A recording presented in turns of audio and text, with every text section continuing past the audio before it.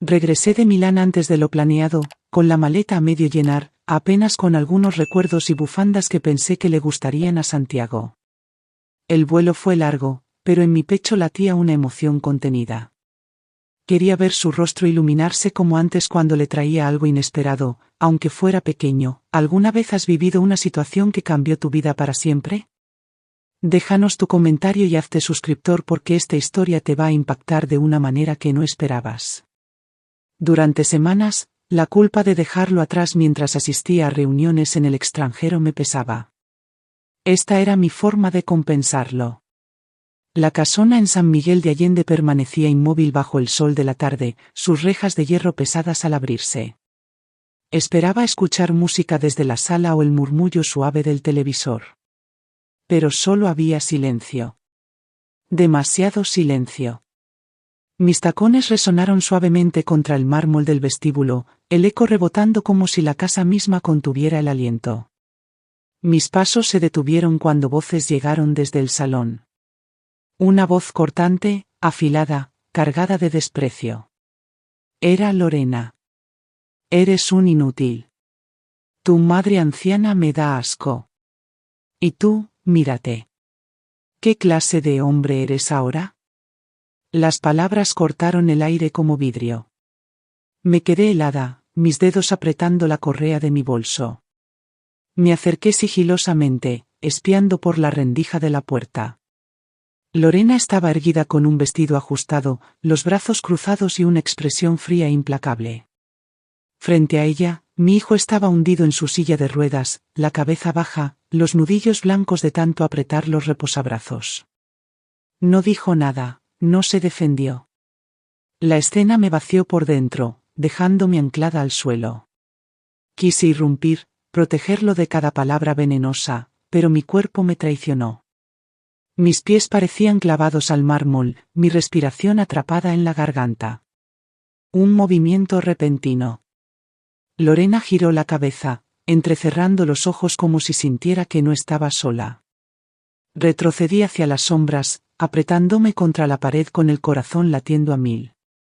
Un momento después, ella tomó su bolso y salió furiosa por la puerta trasera, sus tacones marcando un ritmo frío hasta que el sonido se desvaneció en el silencio.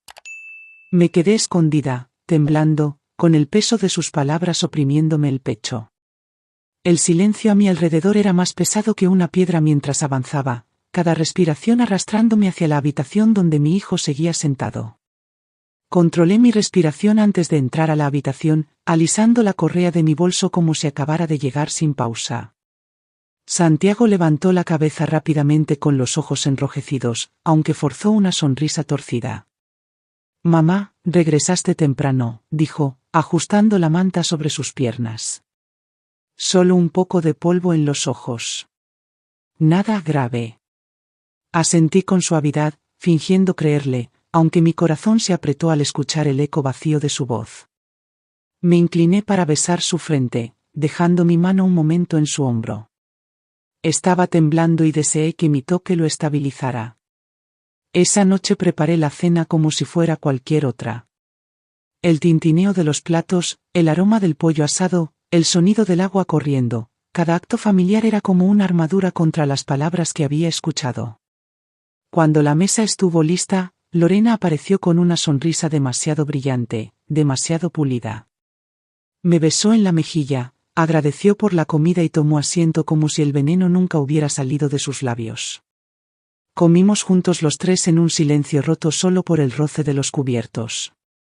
Intenté escuchar a Santiago, pero mi mente regresaba a cada hora que trabajé para construir esta vida. Años despierta hasta pasada la medianoche, cuidando cuentas, persiguiendo contratos, tejiendo esperanzas para que mi hijo tuviera lo que yo nunca tuve. Esta casa, cada azulejo de mármol y superficie pulida, estaba hecha de mi sangre. Era mi prueba de amor, mi escudo contra el mundo. Y ahora me preguntaba si no se había convertido en un escenario para la crueldad.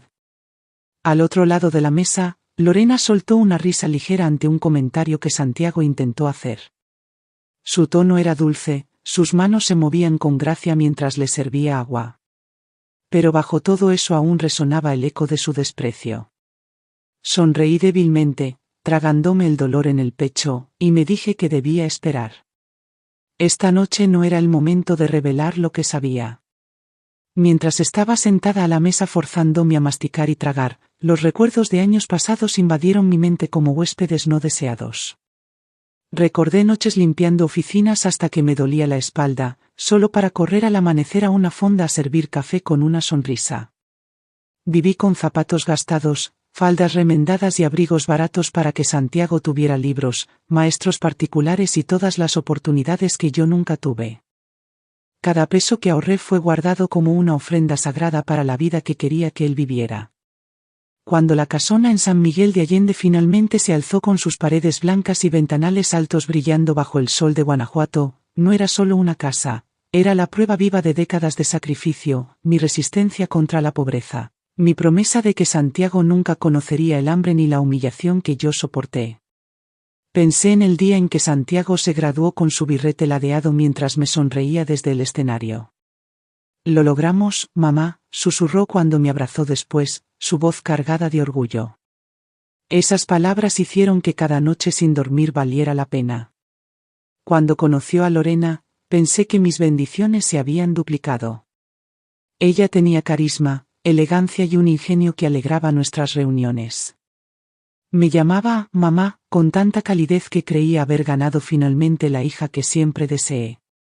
Le enseñé recetas de mi infancia, compartí historias antiguas y le di las joyas de herencia que habían sido de mi madre. Los veía juntos entonces, Santiago fuerte y ambicioso, Lorena radiante y solidaria, y me permití creer que la casona no sería solo una casa, sino un hogar lleno de risas y legado. Ahora, sentada frente a ella mientras sonreía con demasiada dulzura, sentía el peso de esos años oprimiéndome más fuerte, como si las paredes que construí con mi sudor comenzaran a agrietarse bajo su desprecio. El día del accidente está grabado en mí como una cicatriz. Una llamada telefónica destrozó la vida que habíamos construido.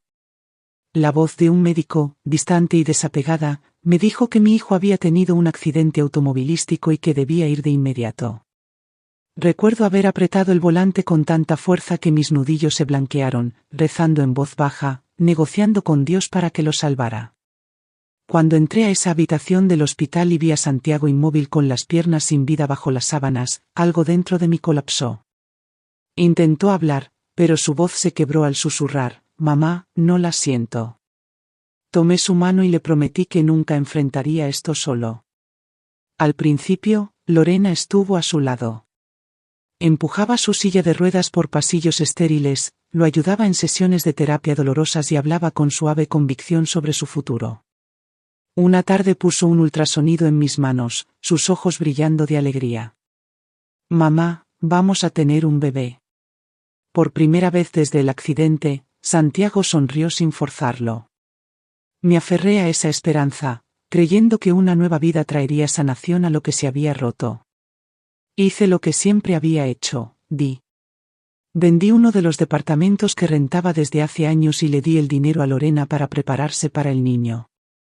Abrí la caja de terciopelo que guardaba el collar de oro blanco de mi madre y lo puse en sus manos. «Esto es para ti, hija, para el bebé». Me agradeció con lágrimas en los ojos y quise tanto creer que era genuino. Pero con el paso de las semanas, su calidez se desvaneció como agua por un colador. Su paciencia se agotó, sus suspiros se volvieron más fuertes, sus ausencias más largas.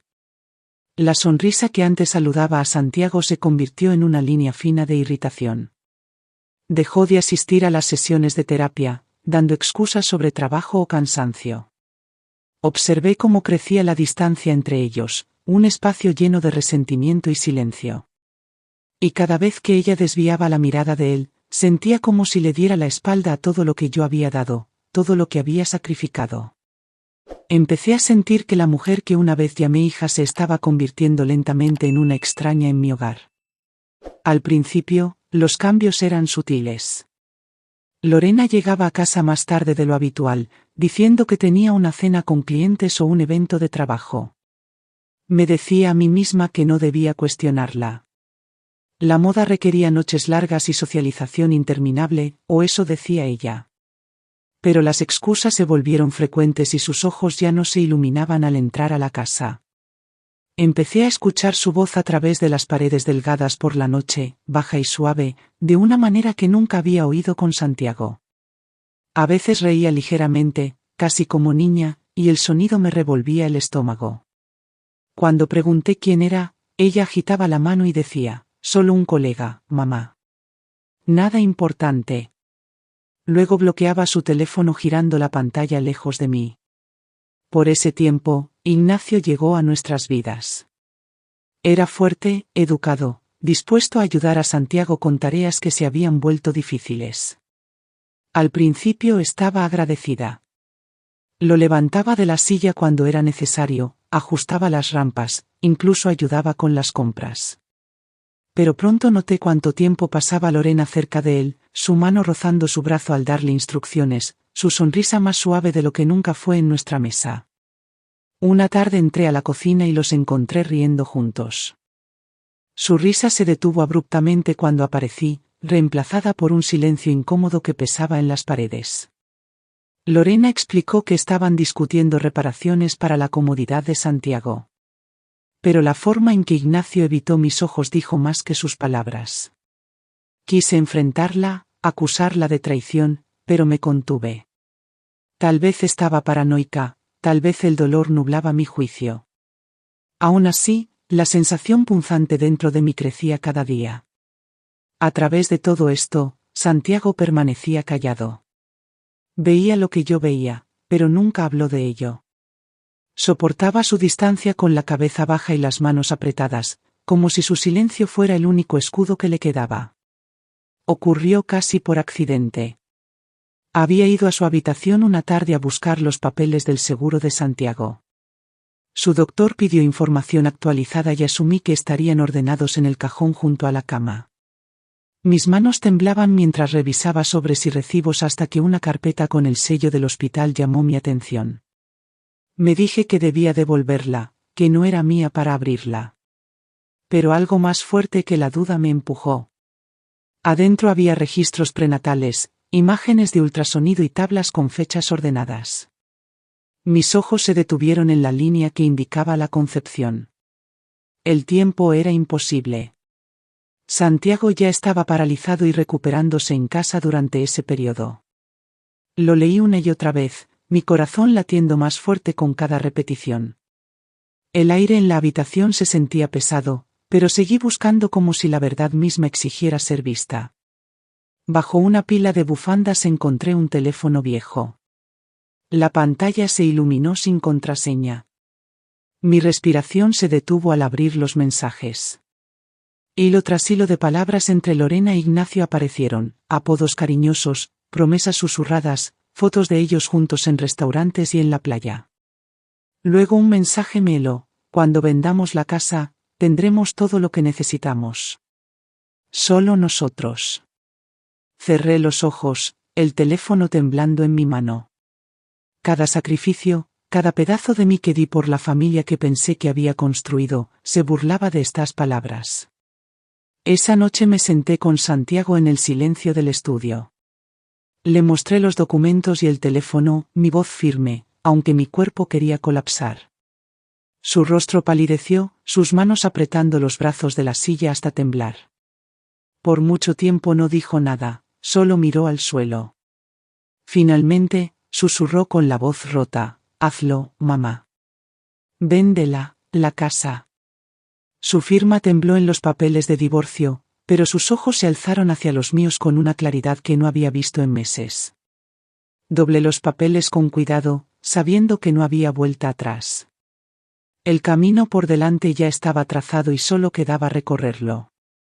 El fin de semana siguiente tomé un camión a Querétaro, donde Guillermo Torres tenía su oficina. Había sido amigo de mi difunto esposo, un hombre que creía en la integridad, incluso cuando otros doblaban las reglas. Cuando crucé su puerta, levantó la mirada con la misma calma que recordaba. Amalia, dijo, poniéndose de pie para saludarme. Han pasado años. ¿Qué te trae con tanta urgencia? Puse la carpeta en su escritorio y le conté todo: la crueldad de Lorena, la falsa esperanza de un hijo, los mensajes con Ignacio y el plan para despojarnos a Santiago y a mí de la casa por la que sangré. Guillermo escuchó sin interrumpir, sus cejas frunciéndose más con cada palabra. Cuando terminé, se recostó juntando las manos. Actuaremos rápido. Transfiere tus activos líquidos a un fideicomiso solo a tu nombre. En cuanto a la casa, conozco a un comprador discreto. Nadie, ni siquiera ella, sospechará nada hasta que esté hecho. Su calma me estabilizó. Ese día redactamos los papeles y firmé cada uno con una mano que ya no temblaba. La cuenta estaría protegida. La casa, una vez vendida, estaría fuera de su alcance para siempre. Cuando regresé a casa, me comporté como si nada hubiera cambiado. Preparé la cena, reí cortésmente ante el parloteo vacío de Lorena e incluso puse un sobre con dinero en su mano. Para el bebé, dije suavemente. Sus ojos brillaron con gratitud o tal vez con triunfo. Mientras lo guardaba, no tenía idea de que el suelo se movía bajo sus pies. Esa noche, sentada en mi cuarto con los documentos guardados bajo llave en mi cajón, sentí por primera vez en meses no desesperación, sino determinación. El juego ya no era suyo.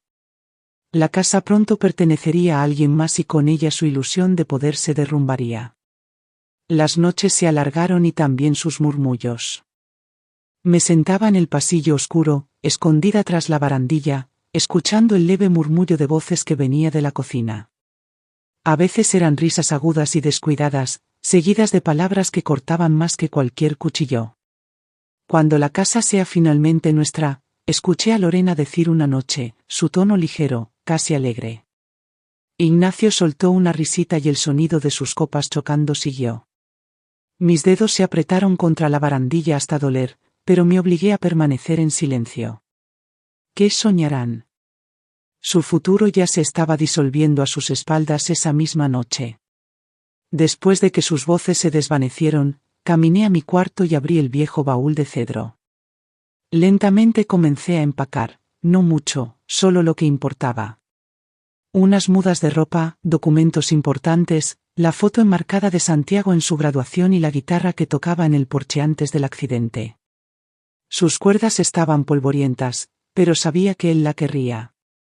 Mientras doblaba la última camisa en la bolsa, Santiago entró por la puerta, su rostro pálido bajo la luz tenue. «Mamá», susurró, «¿tienes miedo?»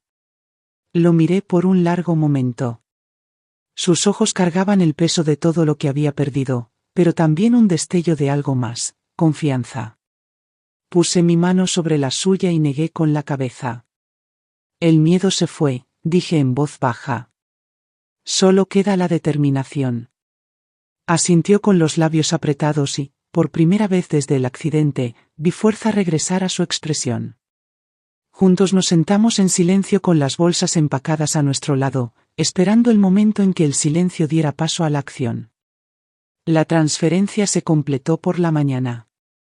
1.000.000 de pesos descansaba en la cuenta que Guillermo había asegurado para mí, y con eso vino una calma que no había sentido en años. La casa, mis años de trabajo y sacrificio, ya no me ataban, ya no era suya para codiciarla. Caminé por las habitaciones una última vez, mis dedos rozando los mostradores de mármol frío, las barandillas pulidas, las ventanas que alguna vez me llenaron de orgullo. Luego dejé el sobre en el centro de la mesa del comedor. Adentro estaban los papeles de divorcio que Santiago firmó con manos temblorosas y una sola nota en mi letra: «De ahora en adelante, no tienes nada que ver con nosotros». Cuando regresé al vestíbulo, Santiago esperaba con su bolsa sobre el regazo, su vieja guitarra apoyada contra el lado de su silla. Su rostro estaba pálido pero firme. «Vámonos», dijo simplemente. Abrí la puerta y juntos salimos sin mirar atrás. La camioneta se alejó de las rejas justo cuando el sol se ponía. Miré una vez por el retrovisor, la casona empequeñeciéndose hasta ser solo una sombra. Esa noche, mientras nos instalábamos en el silencio de una pequeña casa rentada, imaginé la escena que se desarrollaba en el lugar que dejamos, Lorena entrando por la puerta, sus tacones resonando contra el mármol, solo para encontrarse con el vacío. Sin muebles, sin voces, sin la seguridad de las paredes que creía que un día serían suyas. Solo silencio y el sobre en la mesa. Su grito resonaría contra las habitaciones vacías, pero no lo escucharía. Ya me había ido, llevando a mi hijo hacia una vida que nadie podría robarnos. El pueblo costero de Puerto Vallarta nos recibió con el aroma y el sonido de las olas rompiendo contra la orilla. Nuestra nueva casa era modesta, un pequeño bungalow con persianas azul claro y un balcón que se abría al golfo. No tenía pisos de mármol ni techos altos, pero era nuestra, intocada por mentiras o traiciones. Cada mañana llevaba a Santiago por el malecón, la brisa del océano aliviando el peso de nuestros hombros. Hablábamos poco al principio, dejando que el ritmo de las olas llenara el silencio. Poco a poco, su risa regresó, primero tímida, luego más plena, como si el mar la trajera de vuelta. Por las noches volvió a tomar su guitarra. Las cuerdas estaban oxidadas, sus dedos rígidos, pero pronto una melodía flotó por las ventanas abiertas, suave y exploradora. Me sentaba a su lado, viendo cómo el brillo regresaba a su rostro mientras la música lo traía de vuelta a sí mismo. Por primera vez en años, sentí que no solo estaba sobreviviendo, estaba viviendo. Pensé en todos los años que elegí el silencio, creyendo que mantendría la paz, protegería a mi hijo, protegería nuestro hogar. Pero el silencio solo me había enjaulado. Fue mi decisión de actuar, de recuperar nuestro futuro, lo que nos liberó. Mientras el sol se hundía en el horizonte, Santiago tocó una melodía familiar y me miró con una sonrisa que me recordaba al niño que alguna vez fue. En ese momento supe que la casona, el dinero, incluso la traición, todo nos había llevado aquí, a una vida construida no sobre mármol, sino sobre dignidad. Si el respeto, no la sangre, define a la familia, ¿quiénes quedarían realmente en la tuya? ¿Qué habrías hecho tú en esta situación? Escribe tu comentario con tu opinión y conviértete en suscriptor para más historias que te harán reflexionar sobre la vida real.